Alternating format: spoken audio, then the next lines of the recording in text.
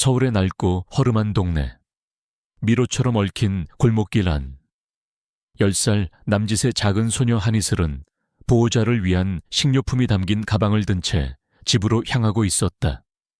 그녀의 옷은 소박하고 낡았지만 깨끗했다. 그녀의 곁에는 덩치 크고 털이 뭉친 평범한 똥개처럼 보이는 게 태풍이 목줄도 없이 조용히 걷고 있었다. 그때 동네에 나이 많은 불량배들 하지만 사실은 거대 에너지 기업 넥서스 에너지의 박진우 회장이 고용한 어린 깡패들, 그들의 앞을 막아섰다. 그들은 이슬의 남루한 옷차림과 똥개를 비웃으며 그녀를 조롱하기 시작했다. 무리의 리더가 그녀의 식료품 가방을 빼앗았다. 그 안에서 우유갑 하나가 바닥으로 떨어졌다.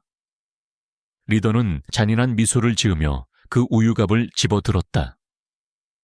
그리고는 이슬의 머리 위로 그 차가운 우유를 천천히 쏟아부었다. 우유가 아이의 머리카락과 얼굴을 타고 흘러내렸다. 이슬은 울거나 소리 지르지 않았다. 그녀는 그저 작은 주먹을 꽉 쥔 채 아이의 것이라고는 믿기지 않는 차갑고 조용한 반항의 눈빛으로 그들을 쏘아보고 있었다. 조용히 앉아있던 개 태풍이 그 광경을 보았다. 순간 개의 모든 분위기가 변했다. 평범한 똥개의 모습은 사라졌다. 낮고 멀리서 천둥이 울리는 듯한 위협적인 으르렁거림이 그의 가슴 깊은 곳에서부터 터져나왔다. 그의 온몸의 근육이 긴장으로 부풀어 올랐다. 그의 눈은 치명적인 집중력으로 불량배들에게 고정되었다. 이것은 훈련된 보호자의 모습이었다. 웃고 있던 불량배들이 이슬을 밀치기 위해 움직이는 순간 태풍이 폭풍처럼 움직였다. 그것은 야생의 광란이 아니었다. 그것은 통제되고 전술적인 움직임이었다. 그는 상대를 죽이기 위해 공격하지 않았다. 그는 자신의 무게와 힘을 이용하여 그들을 넘어뜨렸다. 그는 제압을 위해 팔이나 다리의 특정 부위만을 정확하고 비치명적으로 물었다. 그는 엘리트 케인전 부대의 속도와 효율성으로 움직였다. 동계에서 순식간에 털 달린 악마로 변한 개의 모습에 완전히 겁에 질린 불량배들은 비명을 지르며 허둥지둥 도망치기 시작했다. 근처에 눈에 띄지 않는 작은 서점의 창가에서 한 남자가 이 모든 광경을 지켜보고 있었다. 강태식. 그는 이슬의 비밀스러운 보호자였다. 그는 개입하려 했지만 제1방어선인 개가 어떻게 반응하는지를 먼저 지켜보고 있었다. 그는 개의 활약에 자랑스러움을 느끼는 동시에 깊은 우려에 휩싸였다. 태식은 서점에서 나와 여전히 우유를 뒤집어 쓴 채 서 있는 이슬에게로 다가갔다. 그는 손수건으로 아이의 얼굴을 부드럽게 닦아주었다. 태풍은 이제 다시 조용히 그녀의 발치에 앉아 그녀를 보호하고 있었다. 태식은 불량배들이 도망친 방향을 얼음처럼 차가운 눈으로 바라보았다. 들켰군. 그의 목소리는 낮고 비장했다. 그는 이것이 단순한 동네 불량배들의 장난이 아니라는 것을 알았다. 이것은 탐색전이었다. 시험이었다. 지난 몇 년간 그림자 속에서 조용히 살았던 그들의 시간은 이제 끝났다. 적이 그들을 찾아낸 것이다. 진짜 싸움은 이제 곧 시작될 터였다. 강태식의 비밀 거처인 서점 위의 작은 아파트. 그는 우유로 얼룩진 이슬의 머리를 직접 닦아주었다. 공기는 무겁게 가라앉아 있었다. 그들이 지난 몇 년간 지켜왔던 삼촌과 조카라는 평화로운 일상의 연극은 이제 막을 내렸다. 태식은 아이를 자신의 앞에 앉혔다. 그는 더 이상 아이를 진실로부터 보호할 수 없다는 것을 알았다. 이슬아, 이제 모든 것을 알아야 할 때가 된 것 같다. 그는 아이에게 모든 이야기를 들려주기 시작했다. 그녀의 아버지 한동수 박사는 세상을 바꿀 수 있는 혁신적인 신에너지 기술, 상곤 핵융합을 개발한 천재 물리학자였다. 그리고 그 프로젝트의 파트너가 바로 넥서스 에너지의 박진우 회장이었다. 박진우는 그 기술을 무기로 팔아넘기려 했다. 그녀의 아버지가 그것을 거부하자 박진우는 연구소 사고로 위장하여 그를 살해했다. 하지만 아버지는 죽기 직전 기술의 가장 핵심적인 마지막 데이터를 암호화했다. 그리고 그는 그 암호를 풀 수 있는 유일한 생체인식 열쇠를 만들어 두었다. 바로 자신의 딸 하니슬이었다. 그녀의 특정한 DNA 염기 서열과 망막 스캔, 그리고 오직 그녀만이 게임처럼 배웠던 복잡한 암호 순서의 조합. 그녀는 살아있는 열쇠였다. 태식은 자신이 그녀 아버지의 가장 친한 친구이자 전직 국정원 요원이었다는 사실을 밝혔다. 그는 친구에게 만약 무슨 일이 생기면 딸을 지켜주겠다고 약속했다.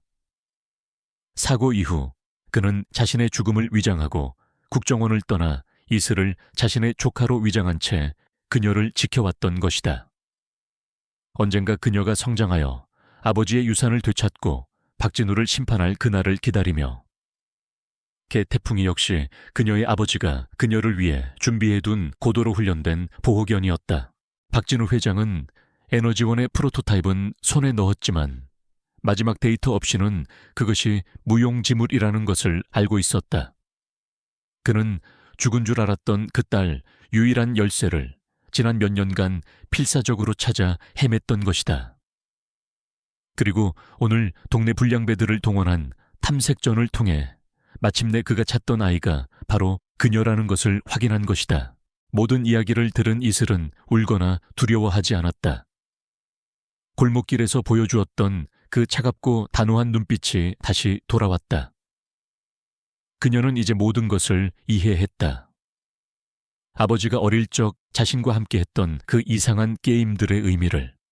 그녀는 더 이상 보호받아야 할 피해자가 아니었다. 그녀는 정의를 위한 무기였다. 제가 뭘 하면 되죠, 아저씨? 보호자와 피보호자의 관계는 이제 전쟁의 파트너 관계로 바뀌었다.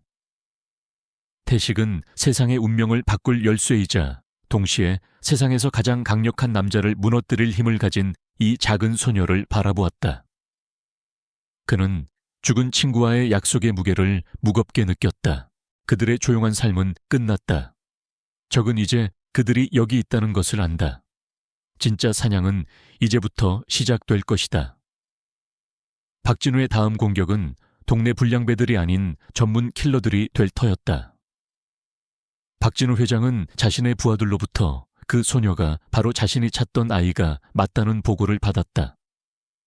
그는 자신의 어설픈 탐색전이 실패하고 오히려 상대를 각성시켰다는 사실에 분노했다. 그는 더 이상 주저하지 않았다. 그는 자신의 가장 유능한 전문 해결사 팀에게 명확한 명령을 내렸다. 아이와 개, 그리고 그 보호자까지 모두 산채로 잡아와. 실패는 용납하지 않는다. 강태식은 그들의 은신처가 발각되었다는 것을 알았다. 그는 미리 계획해둔 탈출 계획을 실행에 옮겼다. 그날 밤 그는 이슬과 태풍이를 눈에 띄지 않는 낡은 벤에 태웠다. 박진우의 전문팀이 그들의 동네를 포위하기 시작하는 바로 그 순간 그들은 유령처럼 그곳을 빠져나왔다. 거대한 도시 서울에서의 숨막히는 추격전이 시작되었다. 그들은 더 이상 한 곳에 머무를 수 없었다. 그들은 값싼 모텔과 버려진 창고, 그리고 태식이 아직 신뢰하는 몇 안 되는 옛 동료들이 마련해준 안전가옥을 계속해서 옮겨 다녔다. 태식은 전직 국정원 요원으로서의 모든 기술을 사용했다. 그는 미행을 따돌리기 위해 차를 몇 번씩 바꾸고 복잡한 대중교통을 이용했으며 거짓 흔적들을 남겨 적들을 교란시켰다. 이슬 역시 더 이상 보호만 받는 존재가 아니었다. 그녀는 태식이 놓친 미행을 발견하거나 적의 움직임 속에서 패턴을 찾아내는 등 자신의 명석한 두뇌로 그를 도왔다. 그리고 태풍이는 그들의 최고의 경보 시스템이었다. 개의 예민한 감각은 인간의 그것을 뛰어넘어 보이지 않는 위협을 미리 감지하여 그들이 위험을 피할 수 있게 해주었다. 하지만 추격은 집요했다. 마침내 박진우의 팀은 그들을 남대문 시장의 복잡한 미로 속에서 궁지로 몰아넣는 데 성공했다. 수많은 인파 속에서 발을 이용한 치열한 추격전이 벌어졌다. 그들은 시장에 한적한 구역짐을 쌓아두는 창고 골목에서 마침내 포위되었다. 직접적인 싸움이 벌어졌다. 태식은 이슬을 보호하며 여러 명의 공격수들을 상대로 필사적으로 싸웠다. 태풍이 역시 맹렬하게 이슬에게 다가오는 모든 위협을 향해 달려들었다. 그들은 간신히 그곳을 다시 탈출하는 데 성공했지만 태식과 태풍이는 가벼운 부상을 입었다. 그들은 태식만이 아는 오래전 버려진 지하철 터널 속 비밀 공간에 몸을 숨겼다. 어둠 속에서 그들은 숨을 골랐다. 그들은 당장은 안전했지만 계속해서 도망만 다닐 수는 없다는 것을 알았다. 적은 너무나 강력하고 집요했다. 태식은 지쳐 잠든 이슬과 충직한 개를 보았다.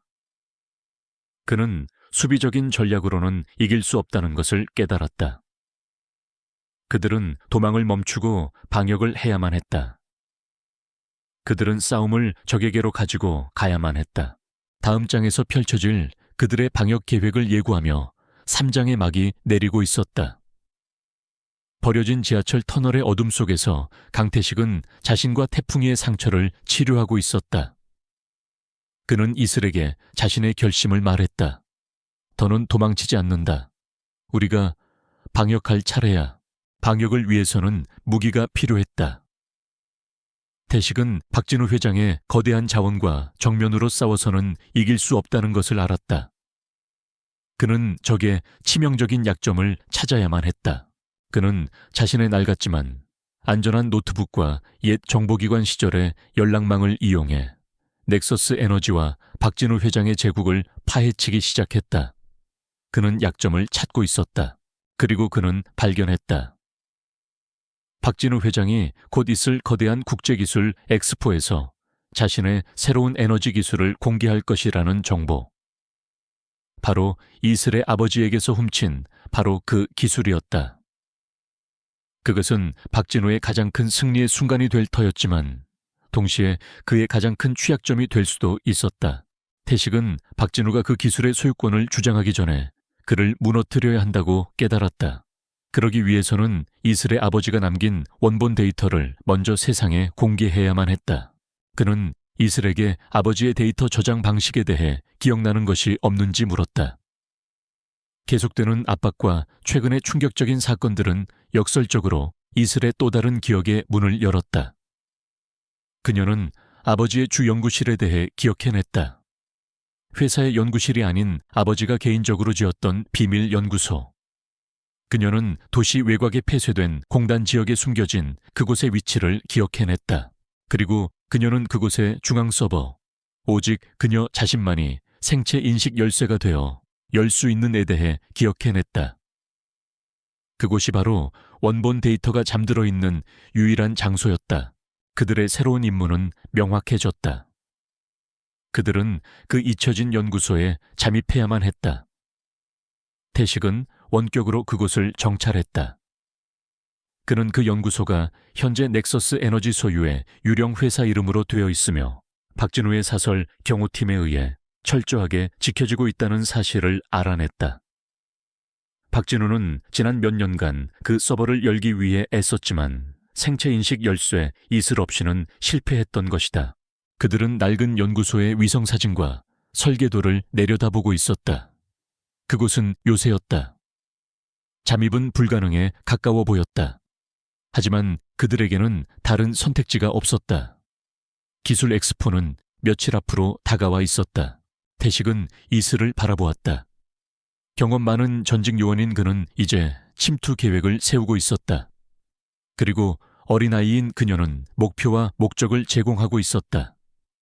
그들은 진정한 하나의 팀이었다. 저곳에 모든 게 있어. 우리 아버지의 명예, 그리고 미래의 기술까지. 이슬이 그녀의 나이라고는 믿기지 않는 결의에 찬 목소리로 말했다. 미래를 되찾기 위해 과거의 심장부로 잠입해야 하는 그들의 마지막 임무. 그 마지막 임무를 위한 무대가 마련되고 있었다. 강태식은 그가 입수한 연구소의 설계도를 펼쳐놓고 침투 계획을 세우기 시작했다. 연구소의 정문은 불가능에 가까웠다. 하지만 이슬이는 아버지가 설계했던 건물의 주 경계선 바깥쪽에 위치한 숨겨진 비상 환기구의 위치를 기억해냈다. 그것이 그들의 유일한 침투로였다. 그들의 역할은 명확했다. 태식은 침투와 마주칠지도 모르는 경비원들을 처리하는 창의 역할을 맡았다. 이슬은 중앙 서버를 활성화시킬 수 있는 유일한 열쇠였다. 그리고 태풍이는 순찰을 감지할 정찰병이자 만일의 사태에 대비한 수호자였다. 어둠을 틈타 그들의 작전이 시작되었다. 그들은 폐쇄된 공단 지역의 잊혀진 연구소에 도착했다. 그들은 이슬이의 기억 속 숨겨진 환기구를 찾아냈다. 좁고 어둡고 폐쇄공포증을 유발하는 그 통로를 통해 그들은 마침내 연구소 내부로 잠입하는 데 성공했다.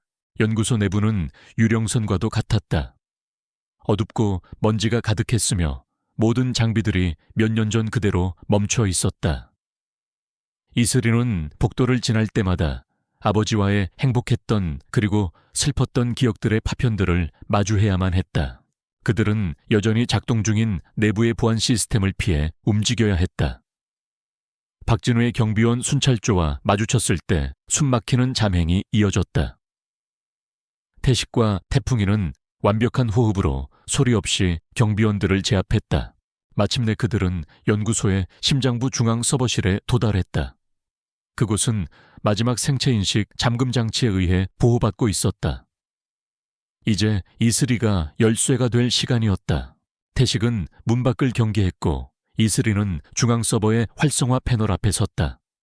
그녀는 손바닥 스캐너에 자신의 손을 올리고 망막 스캐너에 자신의 눈을 맞췄다. 생체 인식 확인. 한이슬. 피닉스. 프로젝트 접근 권한 레벨 1. 최종 암호 시퀀스를 입력하십시오. 시스템은 마지막 열쇠에 그녀의 아버지가 게임처럼 가르쳐 주었던 바로 그 암호 순서를 요구했다. 그녀가 마지막 게임을 기억해내기 위해 눈을 감고 집중하려던 바로 그 순간 서버실 밖에서 다급한 발소리와 고함소리가 들려오기 시작했다. 그들은 발각되었다. 마지막 활성화는 끝나지 않았고 적들은 바로 문 밖까지 와 있었다. 다음 장에서 펼쳐질 마지막 결전을 예고하며 5장의 막이 내리고 있었다. 서버실의 문이 거칠게 열리고 박진우 회장과 그의 정예 해결사 팀이 들이닥쳤다. 그들은 완벽하게 궁지에 몰렸다. 박진우는 의기양양하게 웃었다. 그는 활성화된 서버를 보고 이슬이가 바로 그 열쇠라는 것을 알았다. 결국 내 손으로 열쇠를 가져오게 만들었군, 태식아. 그리고 고맙구나, 아가야. 내 아비의 마지막 선물을 열어줘서. 그는 부하들에게 아이와 개를 붙잡으라고 명령했다. 절박한 전투가 서버실 안에서 벌어졌다. 강태식은 자신의 가족을 지키려는 남자의 맹렬함으로 싸웠다.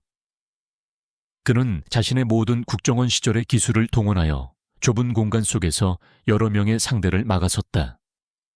그는 이슬에게 시간을 벌어주어야만 했다. 태풍이 역시 그의 곁에서 함께 싸웠다. 충직하고 강력한 개는 이슬의 옆을 지키며 침입자들의 팔과 다리를 공격했다. 싸움이 격렬하게 벌어지는 동안 이슬이는 콘솔 앞에 있었다. 그녀는 마지막 시퀀스를 입력하여 데이터를 완전히 잠금 해제하고 아버지가 남긴 데드맨 스위치를 작동시켜야만 했다. 그것은 단순한 비밀번호가 아니었다. 그것은 그들이 함께했던 게임이었다. 패널 위에 특정한 리듬으로 두드리는 것, 마이크에 짧은 멜로디를 허밍하는 것, 그리고 그녀 특유의 성문으로 특정 구절을 말하는 것, 오직 그녀만이 수행할 수 있는 복잡한 다중 생체 인식 열쇠였다. 박진우의 부하 한 명이 마침내 태식을 뚫고 그녀를 붙잡았다. 하지만 바로 그 순간 그녀는 마지막 시퀀스의 마지막 단계를 마친 후였다. 중앙 서버가 거대한 굉음과 함께 완전히 살아났다. 시스템에 잠금이 풀렸다. 그리고 그녀의 아버지가 준비해둔 데드맨 스위치 파일이 자동으로 실행되었다. 그것은 단순한 영상 유언장이 아니었다. 박진우의 모든 범죄와 불법 거래, 그리고 그가 그녀의 아버지를 살해했다는 증거가 담긴 데이터 패킷이었다. 그리고 그 데이터는 그녀의 아버지가 미리 지정해둔 수신자 리스트, 청와대 국가정보원 내부감사팀, 그리고 대한민국의 모든 주요 언론사에 추적이 불가능한 방식으로 즉시 그리고 동시에 방송되기 시작했다. 박진우의 부하들의 휴대폰이 동시에 울리기 시작했다. 그들의 휴대폰 화면 위로 속보 알림이 떴다. 자신들의 보스 박진우 회장이 살인 및 반역 혐의의 용의자가 되었다는 뉴스. 그들의 싸울 의지는 순식간에 무너져 내렸다. 모든 것이 끝났다는 것을 알았다. 박진우 회장은 메인 스크린에 재생되고 있는 자신의 범죄 현장 영상을 믿을 수 없다는 표정으로 망견자실하게 바라보고 있었다. 그의 제국은 불과 몇 초 만에 완전히 잿더미가 되어 무너져 내리고 있었다. 그때 잊혀진 연구소 밖에서 사이렌 소리가 들려오기 시작했다. 전송된 데이터를 받은 당국이 이 장소로 출동하고 있는 것이었다. 강태식은 쓰러진 폭력배들을 넘어 이슬과 태풍이를 보호하듯 끌어안았다. 그들은 이겼다. 아버지의 잊혀진 연구실 심장부에서 그의 딸이 마침내 그의 마지막 유산을 활성화시켜 무덤 너머로부터 정의를 전달한 것이다. 결전은 끝났다. 몇 달 후, 대한민국을 뒤흔들었던 넥서스 에너지 스캔들은 박진우 회장이 살인 및 산업 스파이 혐의 등으로 무기징역을 선고받으면서 막을 내렸다. 그의 탐욕의 제국은 완전히 해체되었다. 그리고 한동수 박사의 명예는 공식적으로 회복되었다. 정부와 과학계는 그의 업적을 기리고 그를 뒤늦게나마 대한민국 최고의 과학 훈장에 추서했다.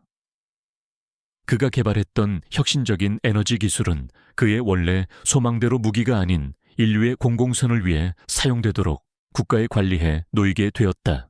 가장 큰 변화는 강태식과 한이슬에게 찾아왔다. 강태식은 법적인 절차를 통해 공식적으로 이슬이의 아버지가 되었다. 그들은 더 이상 보호자와 피보호자가 아닌 진짜 가족이었다. 이슬이는 더 이상 어두운 골목길에 가난한 소녀가 아니었다. 그녀는 영재들을 위한 좋은 학교에 다니게 되었다. 과거의 트라우마는 여전히 남아있었지만 그녀는 새로운 가족의 사랑과 안정감 속에서 서서히 치유되고 있었다. 태식 역시 더 이상 냉소적인 서점 주인이 아니었다. 그는 서점을 정리하고 죽은 친구 한동수의 이름으로 젊은 과학자들을 후원하는 작은 재단을 운영하며 아버지로서의 새로운 삶의 목적을 찾았다. 이야기의 마지막 장면. 한 대학의 새로운 청정에너지 연구소. 한동수 박사의 기술로 만들어진 작지만 강력한 에너지 장치에 프로토타입이 조용하고 깨끗한 빛을 내며 작동하고 있었다. 태식과 이슬은 그 앞에 나란히 서서 그 광경을 지켜보고 있었다. 이슬이가 감사함이 가득한 눈으로 태식을 올려다보며 말했다. 아빠, 이제 아버지의 꿈이 진짜 세상을 밝히고 있어요. 아이는 태식을 아빠로 자신의 진짜 아버지를 아버지로 부르고 있었다. 태식이 딸의 어깨를 감싸 안으며 대답했다. 그래 우리 딸, 네가 네 아버지의 명예와 인류의 미래를 모두 지켜낸 거야. 보호자에서 아버지가 된 남자 정의를 위한 열쇠가 되었던 소녀, 그리고 그들을 지켰던 충직한 개. 세 사람은 함께 서서 새로운 미래를 상징하는 장치를 바라보고 있었다. 그들은 위험 속에서 맺어지고 사랑과 공동의 승리로 완성된 하나의 완전한 가족이었다. 길고 길었던 싸움은 끝났고 그들의 새로운 삶은 이제 정말로 시작되고 있었다.